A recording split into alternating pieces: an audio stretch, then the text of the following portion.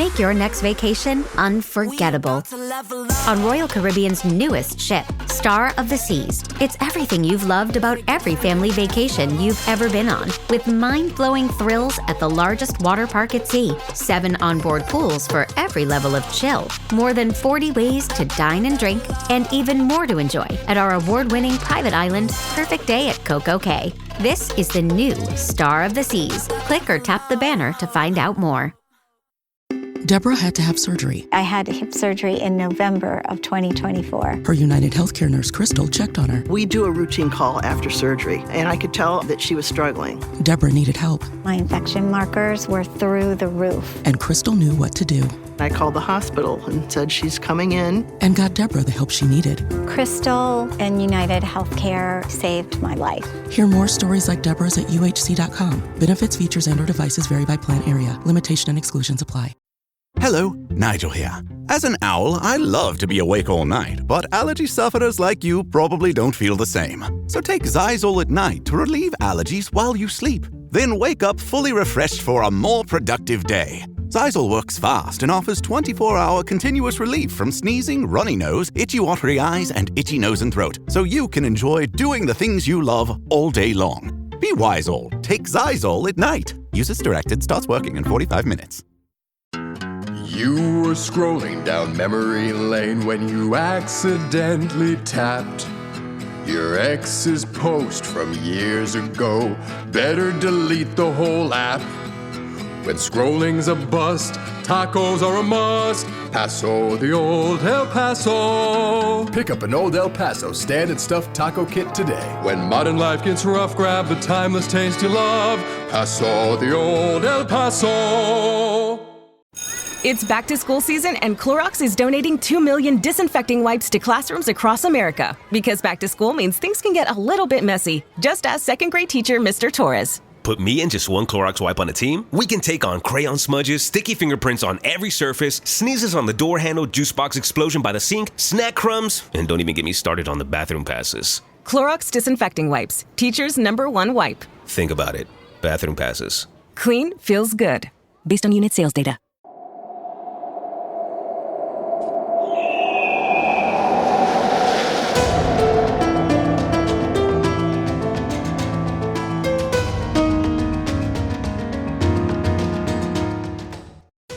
Hello and welcome to the Assassin's Creed Lorecast. We are so excited to bring you this show. Our podcast is all about unraveling all of your favorite mysteries from the Assassin's Creed games. Each episode will be talking about a different topic in the Assassin's Creed universe. From Pieces of Eden, solar flares, and the Isu, to the Hidden Ones, the Order of Ancients, and of course, the Animus, we will seek to uncover it all. So join us and maybe even take a leap of faith.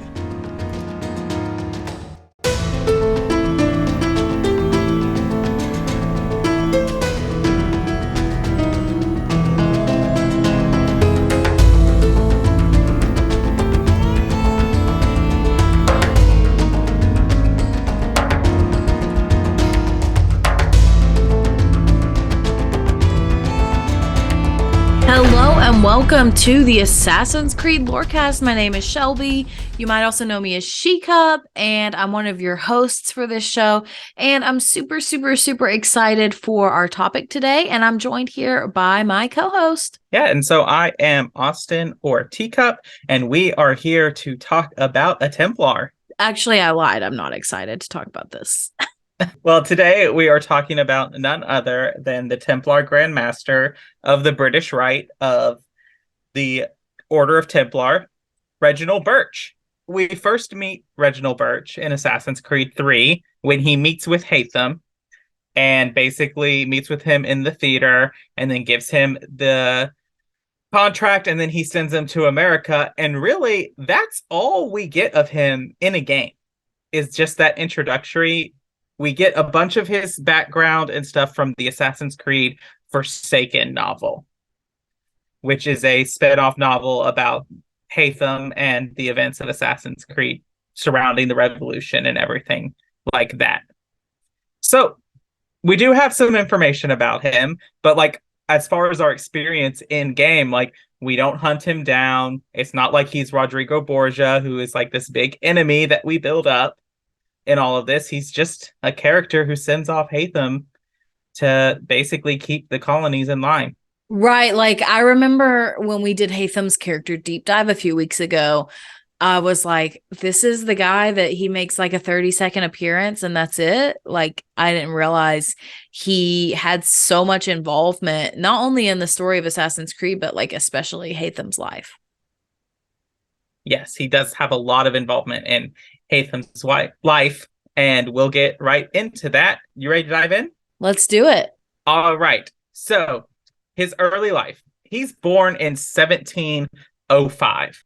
And so I just think this is a thing because he's born really close to the start of the 18th century, which he lives fairly most of it, kind of actually, because he doesn't die until after Haytham has met with Keo. And that's in like the 60s, the 1750s, 1760s. And so he lives a good deal. He was born to a London merchant who remains unnamed.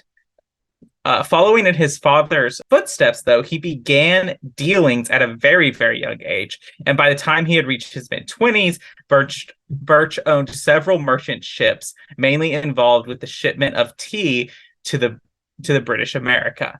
So, again, this sees that why Birch would have some kind of like really like the Templars would be on the side of the British after, the Boston Tea Party, and they're starting to disrupt all of this money that Birch would make in the tea. So in 1723, which would make him 18, Robert Walpole appointed Birch as one of Edward Kenway's senior property managers.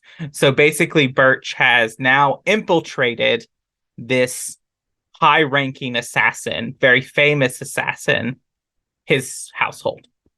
And so it was around this time that he began courting Jennifer Scott, Edward's daughter, for marriage, but his true goal was to gain access to Edward's journal, which contained his research on first civilization settlements in North America. I think this is a big deal because odds are Edward's journal has all kinds of stuff about the observatory too in it.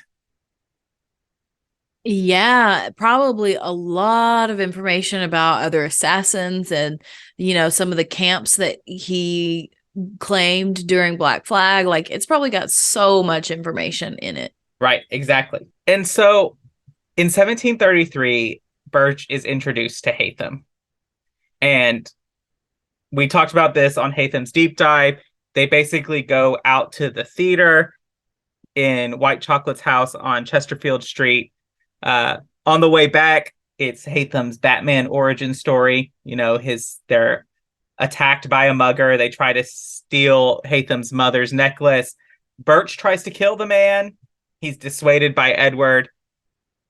And then after this, Birch kind of like becomes a frequent visitor in the Kenway household and was deemed suitable for Jennifer to be someone that she would marry, though Jennifer was not happy about it.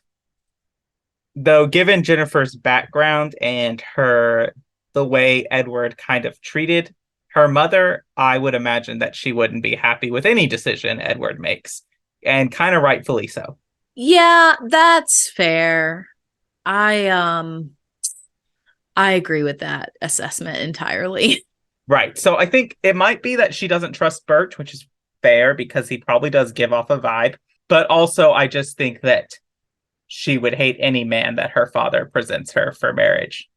I mean, most girls would hate anyone that their father's like, hey, why don't you marry this guy? Like, even today, if I was 16 years old and my dad said, okay, you're going to date this man or this boy, I would be like, no, thank you. Right. I'm good. I'll pick who I want.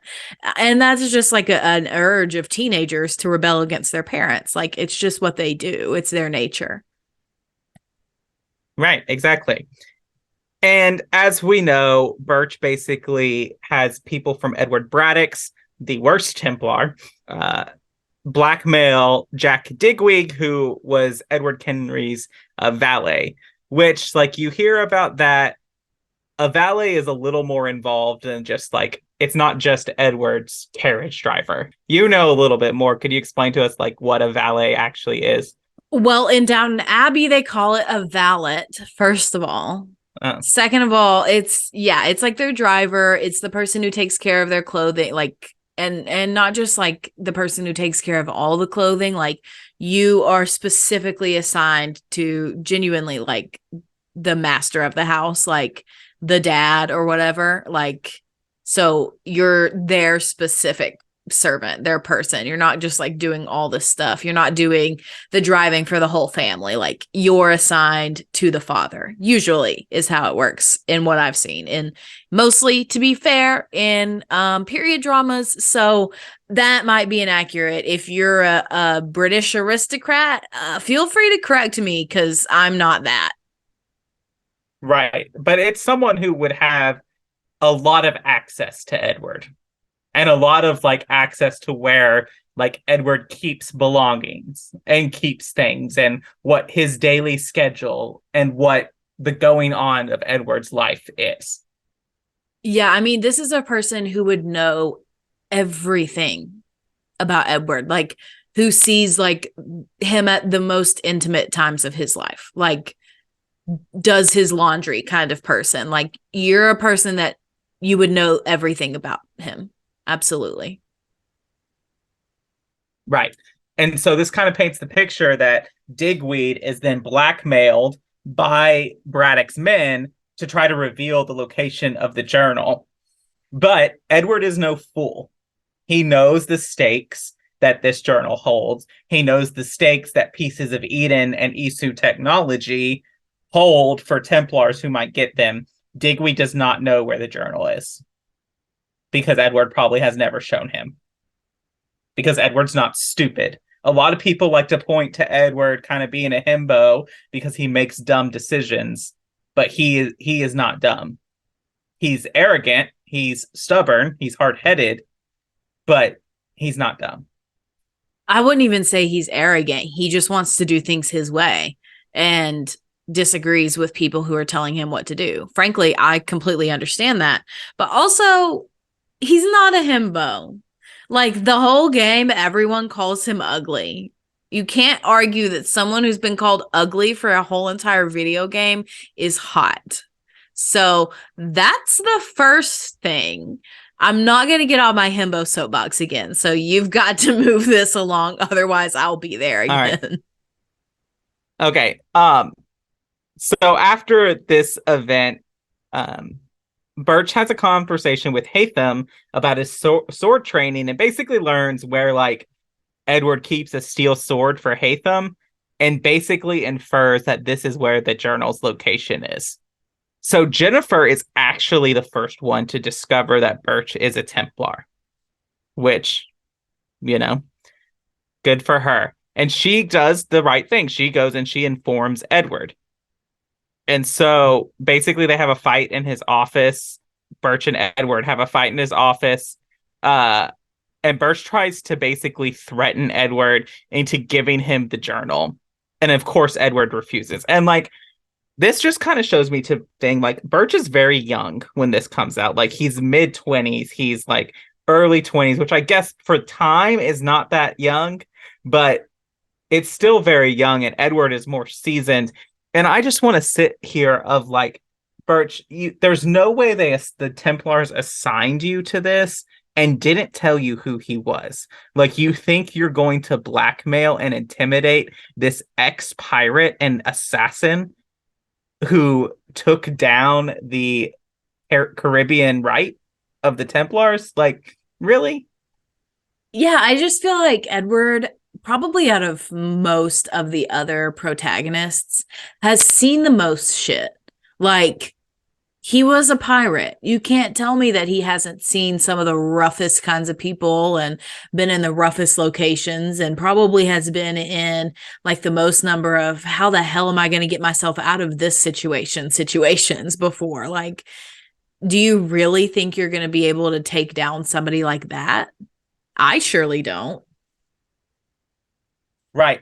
And like, if we really want to talk about the Kenway line for a second, and so the three Kenways that we meet, which are Edward, Haytham, and Connor, all of them as characteristics have no hesitancy pulling the trigger. Like, if they've decided that you're going to die, you're going to die. That's just how it's going to happen. So I do find it odd that Edward doesn't kill Birch right then and there when Birch is revealed as a Templar. Like, maybe he thinks that he could get more information and figure out, like, who Birch's co-conspirators are. Or maybe he doesn't want to make such a bold move in a stronghold of the Templar regime, which is Britain. But I don't know. I feel like he would have killed him. The Edward we see in game, at least, would have killed him.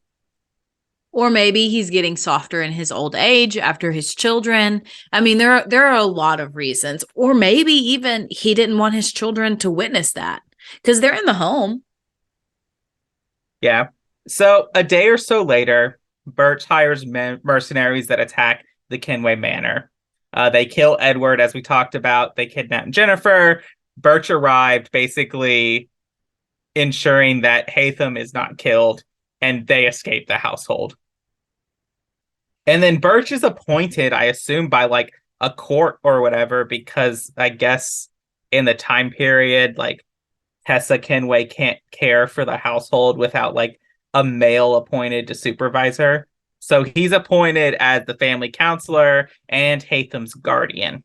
He sold Jennifer to Turkish slavers and told Haytham that they would be going to Europe to search for Jennifer. And this is where Haytham is introduced to Braddock, and he basically is inducted into the Templar Order, and he learns that Digweed is missing and they think Digweed is the one who betrayed Edward and led to the attack. And so we're going to pause here on his story and go to our mid-break, unless you have some thoughts to share before we do so. No, let's head to the mid-break. A massage chair might seem a bit extravagant, especially these days. 8 different settings, adjustable intensity, plus it's heated, and it just feels so good. Yes, a massage chair might seem a bit extravagant, but when it can come with a car, suddenly it seems quite practical. The all-new 2025 Volkswagen Tiguan, packed with premium features like available massaging front seats, it only feels extravagant. Prime delivery is fast. How fast are we talking? We're talking puzzle toys and lickpad delivered so fast you can get this puppy under control fast. We're talking chew toys at your door without really waiting fast. Pee pads, cooling mat, and peg hammer fast and fast. And there's training TREATS faster than you can say sit fast. And now we can all relax and order these matching hoodies to get cozy and cute fast. Fast free delivery. It's on Prime.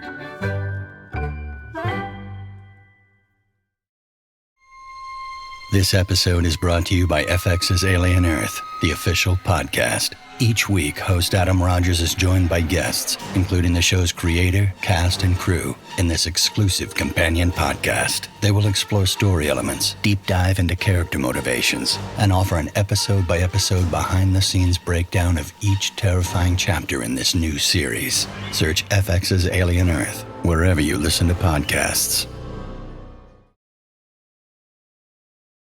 Ma cos'è? Shoot! Shoot the flying demon! You weak fool! Get a job! Christina! Who's there? Me! Oh, it's you! I should have known. May I come in? Fine, but only for a minute. A minute is all I need. Indeed. Well, wait, that came out wrong. Okay, so welcome to the middle of the show. This is where we talk about all the things that have to do with the Assassin's Creed lore cast and not necessarily the lore of Assassin's Creed. So the first thing I have to say is join the Patreon, and thank you so much to everybody who supports us over there. You really help us put the show on. Like we said before, this show will always be free. We'll never put the show behind a paywall because everybody deserves to hear about Assassin's Creed lore, but we do this, as a side project. So definitely, if you have the capability to financially support us, we would definitely appreciate that. But if you can't, we totally get it. And the next best thing that you can do to support us is to leave us a rating or a review. And you can leave ratings now on Spotify, ratings and comments, both. So I do have one to read today from Spotify. You can also leave us reviews other places like on Apple, and we'll read those out too. But this one is from Caboose1Z Blue, and they said, "Thank you. I enjoyed this episode very much. I gave a 5-star rating after the 4th episode. I'm so glad I found this podcast." And they left that comment on the Haytham Kenway deep dive. So thank you so much, Caboose, for leaving that awesome review and comment. We're super thankful. And thanks again. So the next thing I have to tell you about is that you should definitely join the Discord. It is my favorite place on the internet. We have a bunch of fun times theorizing about Ubisoft Forward and all the news and all the things that are happening. So if you want to stay on top of the Assassin's Creed news, the Mirage news, you got to come join the Discord.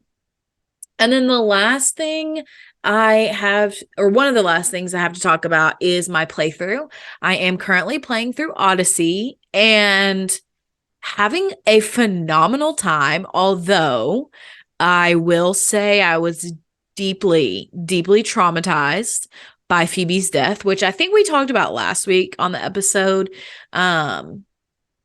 But yeah, I'm really still enjoying it. I recently met Cassandra's father, and obviously also met her mother again. And I'm taking down the cultists and mercenaries one by one. And so I'm really enjoying this game. It has not been that difficult to get the combat down, which has been great. But the thing that I think I am in awe of the most with this game is the ship mechanics, because like the last game that I finished was Black Flag, and for me in Black Flag the biggest challenge was figuring out how to operate the friggin' ship.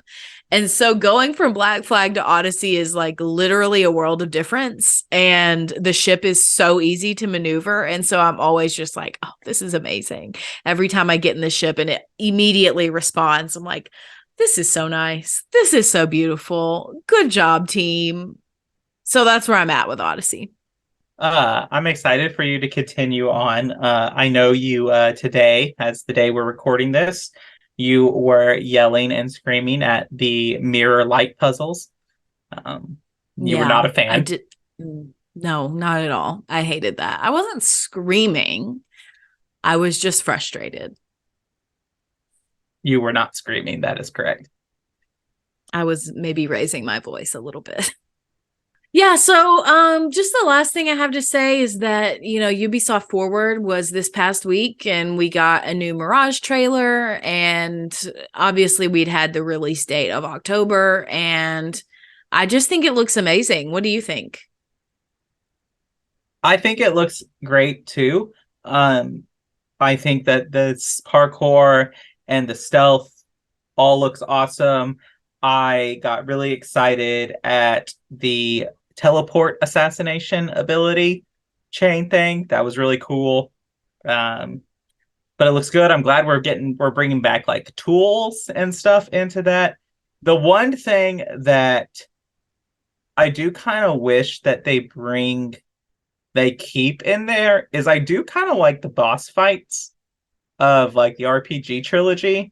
And so if we do have some like, okay, like we actually have to have a boss fight now where you've got to get creative with your assassin's tools, but it's not just like sneak up undetected and stab him with the hidden blade, because I do think that's a critique of the main series, is that you can just do whatever, Yeah, absolutely. Absolutely. And that is one of my big critiques of Odyssey, is that I can't assassinate and like fully assassinate and kill someone if they are like too high of a level or a special classification or whatever, which really frustrates me. But I completely agree that like in the big boss fights, like it is fun to be a little bit more creative. But when I'm just stalking a location, like, let me assassinate them all, please.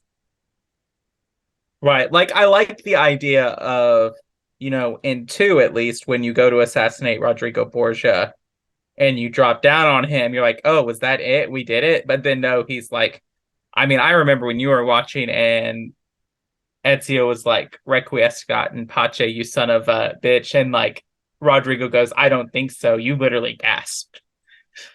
I know. I'm pretty sure I actually screamed during that. I was so shocked. Yeah. And that kind of stuff is fun because then you have to like do the dodging stuff and like deal with his Staff of Eden and have the fun boss fight in that. And I think that would be fun.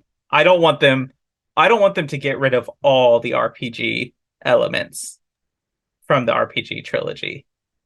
Yeah, I completely agree. And like, there are some RPG elements in the old games too. Like, we definitely need a mix. Like, it shouldn't just all be, we can't just remake Assassin's Creed 1 every time. And we can't just remake Valhalla every time. Like, let's find a middle ground where we can be creative. Just one more thing. I would be so excited, and this is so niche, but I would love to have a similar disguise system as Assassin's Creed Liberation. Yes. That was so creative. I loved that. I'll be honest, I didn't use it that much. But I enjoyed the concept. Right, but I just love the idea of having the ability to sacrifice your like combat prowess to blend better.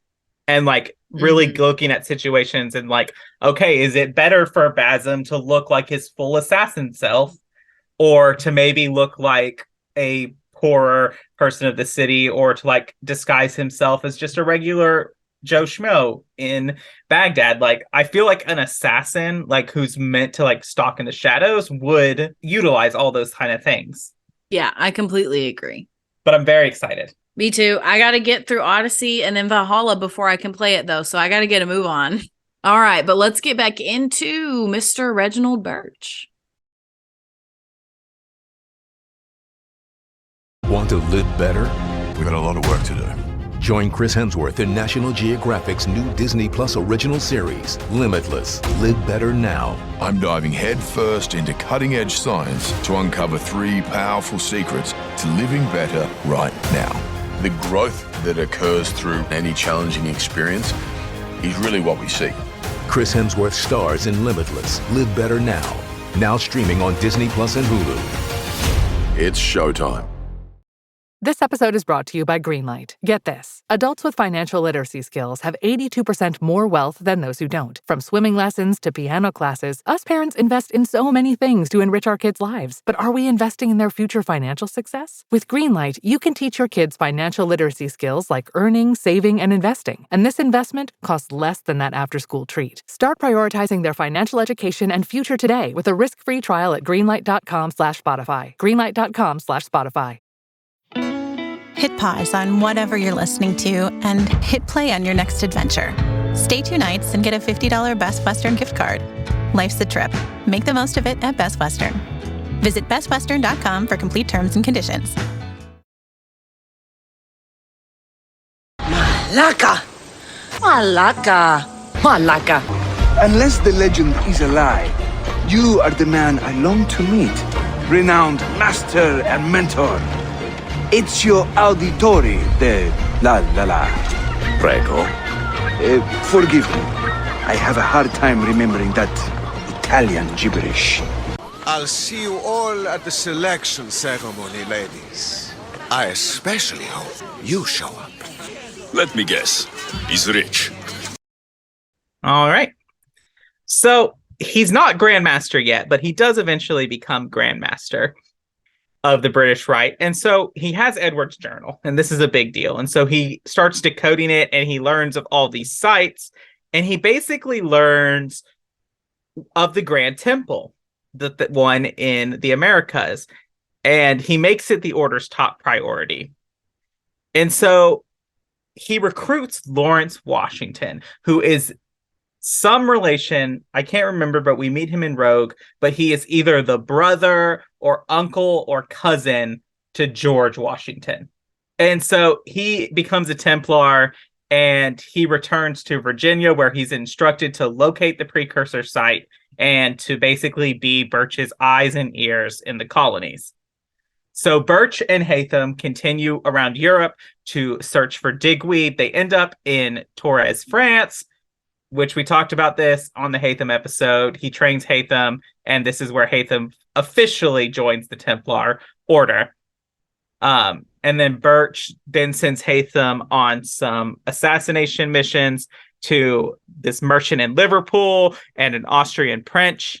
So Birch then in 1747, he had loaned out Edward's journal to Juan Vedemir, but he turned traitor. He turned turncoat to the Templars and was helping the assassins. So he sends Edward to get it, and Edward returns with the journal. And it's then in Prague that Birch basically drops the bomb that Tessa has died. His mother is dead. And they attend her memorial. They discover digweed is in Germany, and they go to find digweed with Braddock's mercenaries. Braddock's mercenaries go ahead of them to basically try to keep the truth from Haytham. Birch sends them on so that Haytham won't discover the truth. So here's a little Assassin's Creed Liberation nugget for you. So in 1748, Birch was contacted by Madeleine de la Cille, who told him about a piece of eating called the Heart of the Brotherhood that was stolen by a slave woman named Jean a year earlier. Upon discovering that Jean had been purchased by Philippe de Grappe, Madeleine asked Birch to use his influence in the financial world to hinder the profits made by his company. When he was vulnerable, she would approach him with an offer of marriage that would allow him to restore his business and provide her with an opportunity to get close to Jean and the heart. So this is basically how the main villain of Assassin's Creed Liberation gets to where she is. It's from Birch's influence. That's so interesting. And also it's fascinating to me that so Madeleine is Aveline's stepmother and Jean is Aveline's mother. It's so interesting to me that they are connected to one another way before the protagonist of that game even comes into the picture. So it makes me wonder, does Madeleine basically plan all this out to seduce Philippe and then make her inroads? I don't know. It just makes the conspiracy theory brain in me start ticking. I will say Madeleine, she is very calculating, and it would not be surprise me if she orchestrated all of that. Yeah, that's fair. It's also interesting to me that she's a Templar, but she is an advocate for abolition of slavery. Right. And I think it's interesting that the Templars almost, especially in once the colonial period happens, they kind of adapt the assassin policy of everything is permitted, of the rules and regulations of the world don't matter to us as long as we can accomplish our goal and maintain control. Yeah. Yeah, so that's all we have on that. And if you want more about what happens with her and that, go play Assassin's Creed Liberation. If you have the remastered version of AC3, you can go and play that, and it's great. And you can learn more about that and the heart and all of that. So when Birch discovered that Washington had made no progress in his search for the temple, and that he had allowed a new assassin brotherhood to rise in the colonies headed by Achilles, Birch sends Lieutenant Colonel George Monroe to North America to assist Washington, stating in a letter that while Monroe was to be Washington's subordinate, he was still his better in every way. And that happens in Assassin's Creed Rogue, and you can find that out through all of that. So it's around this time that he also learns of the existence of something called the prophecy disc, which we talked about last episode, in that contained evidence of the election of Eve as leader of the Isu human war and all of this events or whatever, which it's a big deal. And so basically some Templars work to excavate a Mayan city and attempt to locate the artifact. So Birch lets them do that and basically works his magic to get slaves to work for this. While initially headquartered in Florida, Birch had the operation moved to Louisiana under Madeline's command to avoid detection by the assassin. She impressed Birch with her resourcefulness and was promoted to Master Templar around 1751. So basically, Birch goes and moves this search for this prophecy disc that was headquartered in Florida. He moves it to Louisiana, to New Orleans, and because basically he's like, Madeline, you basically maneuvered your way into this very prominent place and gave us a foothold in Louisiana. You're going to be a Master Templar. It's very interesting. I don't remember if he ever even appears in Liberation, but clearly, I mean, he's so involved with some of the main things that happen in it. Right. Exactly. So Haytham, after Haytham interacts with Keo, as we talked about, basically Lee comes to him and says that they found his half-sister. And so they go to Damascus and basically rescue Jennifer Scott. And Jennifer tells Haytham, like, you're a dumbass. Birch murdered our father. Like, he's the one behind all of this. He's manipulating you. He's doing all of this. So Haytham is naturally, like, he's already conflicted because he loves Keo and he doesn't really want to search for all this precursor artifact. He's already had like tension with Birch. He's lying to Birch saying like, oh yeah, we're working to finding this precursor artifact. And he's like, y'all forget you all forget that. It's not important. Let's do this. And so he's like, we're gonna go kill him. And so they storm his chateau. Birch tries to justify his actions to Haytham by basically saying like, oh, I did everything for the greater good. And Haytham's like, you manipulated me, arranged the murder of my father, lied to me, sold my sister into slavery, all to make me a Templar. And Birch basically then engaged in a fight with Jennifer, and she kills him by throwing him into a sword that Haytham had planted in the door. And that's the death of Reginald Birch. And so I have some personality things to talk to about and some fun facts.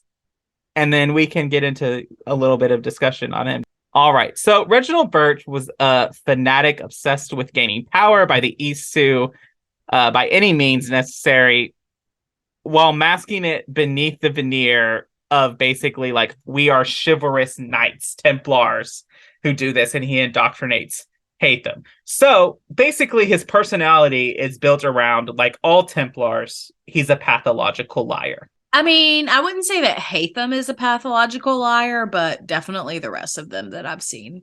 And that's really all we kind of get with his personality. But this really shocked me, the fun fact that I have, because Reginald's voice actor is one of my favorite voice actors in all of video gaming, and voices one of my favorite characters.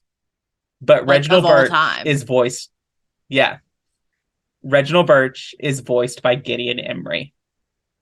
Yeah, who plays Fenris in Dragon Age. It's really interesting. I don't think I picked up on it in 3, but I feel like Birch makes such short appearances in the games that it's like, oh, well, it's really easy to miss, especially when you're focused on the beginning at like figuring out what's happening.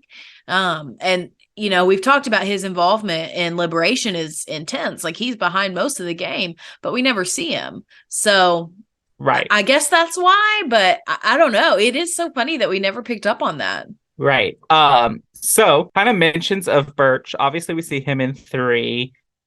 He's mentioned in Liberation, at least probably in some like database entries and things like that. Fun fact, before the Haytham reveal in 3, Birch and Haytham are mentioned by Sean Hastings as assassins. That was before like they revealed that Haytham was a Templar. So I think that that's a really fun touch of like Sean just working off the information that he sees, rather than like really looking into it when he's also mentioned in Assassin's Creed Syndicate, when the assassins are talking about Crawford Sterrick, when they're talking about him, basically one of them writes in a letter that's like, it's like Reginald Birch has risen from the grave. So obviously, like, he is synonymous with like this master manipulator and master controller of all of this around there. And then some of his big quotes that he has, he says to Haytham, "I tried to do what was right, Haytham. Surely you can understand that." And then when he's sending Haytham, he says, "Go forth, Haytham, and bring honor to us all." Which are now questions like, why do you love or hate him? Like, who is he to talk about honor? Like, you have no honor. Yeah. And I think the thing for me is like, this man is an abuser. This man is such a master manipulator that he weaseled his way into the home of Edward, who I guess Edward officially joins the assassins, right? Yes. Yeah. Okay. So he weasels his way into the home of an assassin and basically manipulates him so much, and just so he can steal his journal and begin manipulating his children. And it's just like, I don't know. I don't understand how people like that live with themselves. I don't understand like how you can do that to another human being. For me, that's where I'm at personally. But yeah, this Reginald Birch, you're trash. I mean, he grooms Haytham. Maybe not like in a sexual sense, but in like the basic definition, he grooms Haytham. Yeah. Yeah, he grooms him to join the Templars and become part of the Templars instead of what Edward was raising him to be part of, probably the assassins. Right. So I think we're on the same thing of like, we hate this character. Oh, for sure. I think he is a good villain. He's obviously not up there as my favorite villains, like Haytham as a Templar, and really like a conflicted villain. Like, no, you're bad. You're like a bad person. But I want to say this, like, without Birch in the equation, do you think Haytham would have been an assassin? Yes, wholeheartedly. I mean, I even said, I think in one of our past episodes about how I think that if Haytham's life had turned out differently, he would be an assassin. And if Birch wasn't in the picture, I don't see anything that would even draw him to the Templars. Right, exactly. And I think that Haytham, I think that the Templars in Britain and their rise would be a non-issue if Haytham was an assassin. Yeah. I mean, think about how different it would be if Haytham had been on the side of the assassins. Like, completely different. Yes. And you'll definitely, I'll be curious to see whenever you go back and play Rogue, I'll be curious to see your responses, because we do get more Haytham content and like his own interactions and like more history between Haytham and Achilles too, which is really great. But yeah, I think I agree with you. I think that Haytham would have been an assassin. I think that he would have done all of that. And like, I think really like Haytham's recruitment really kind of speaks to Birch as an abusive personality, because he goes into that situation. His mission is not to recruit new Templars. His mission is to find Edward's journal and get that journal out. But he sees this 8-year-old boy and says, "Oh, I can manipulate him and get him to be one of us." Right. Which, like, okay, first of all, that's not an accomplishment. Like, 8-year-olds automatically want to look up to the people that are around to them. Like, it's just what kids do. So first of all, not an accomplishment. Second of all, like, what kind of a shitty person do you have to be to manipulate and groom a child? Like, nah, fam. You are trash. That is Palpatine level evil. True. Well, that's all I got for Reginald Birch. All right. Well, then let's wrap it up. Thank you, Austin, for bringing all of this research together. Birch is a very interesting character, one that I dislike very much. But it is still important to understand their backstory. So thanks again. And thank you all for listening to the Assassin's Creed Lorecast. We will see you next time.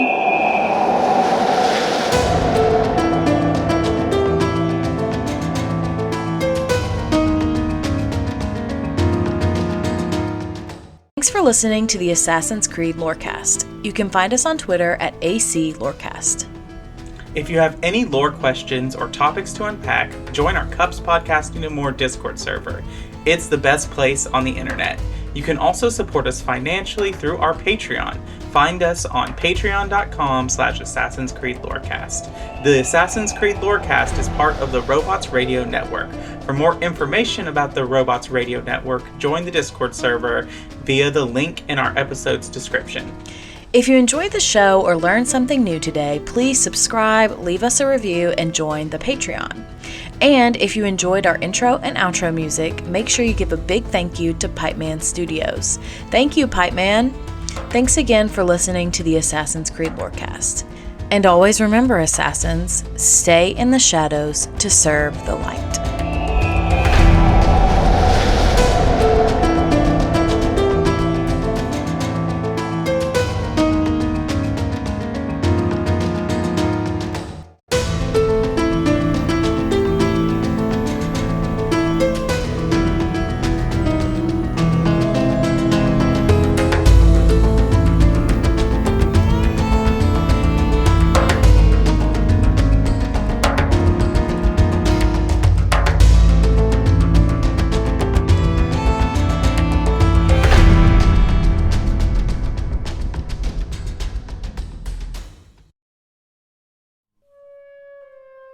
Are you a fan of Indiana Jones? How about someone who just enjoys an immersive story of historical fiction? If so, then the Indiana Jones Lorecast is the place for you. Join me, Sir Bandit, as we delve into the amazing and rich history of the Indiana Jones franchise, from the films and TV series to the novels, comics, and games. The show is available wherever you get your podcasts, so if you feel that call to adventure, you can come find me in my office. I'll see you there.